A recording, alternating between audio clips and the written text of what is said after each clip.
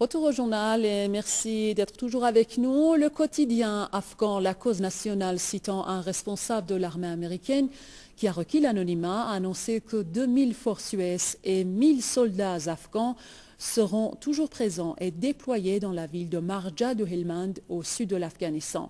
Et cela pour une longue durée. Cette annonce faite par ce responsable américain intervient alors que les opérations menées dans cette région n'ont porté aucun acquis pour le peuple afghan. Les explications de Jean-Michel Vernochet, écrivain et journaliste français. Écoutez-le. Écoutez, depuis 2003, on voit bien que l'armée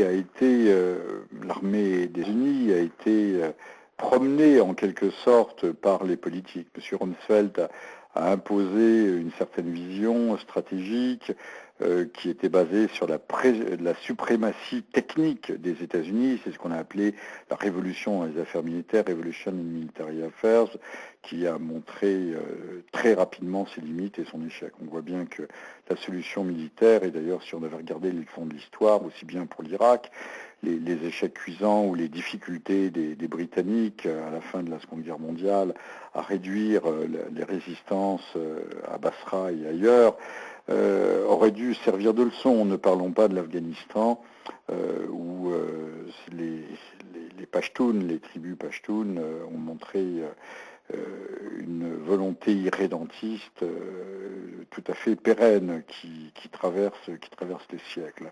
Là aussi, les Britanniques ont connu des échecs extraordinairement cuisants lors des deux guerres afghanes dans la seconde moitié du XIXe siècle.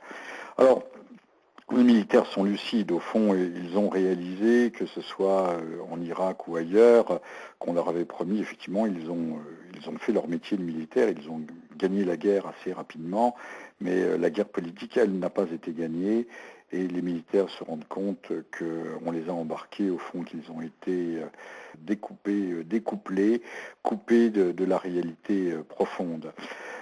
Donc les militaires, il n'est pas étonnant qu'il y ait aujourd'hui une fronde, et cette fronde, on peut penser qu'elle existe déjà depuis un certain nombre de mois. Un certain nombre de rumeurs circulent à propos de ces militaires de haut rang des États-Unis qui auraient fait échouer éventuellement, ce n'est qu'une hypothèse, ce ne sont que des rumeurs, une éventuelle attaque contre l'Iran.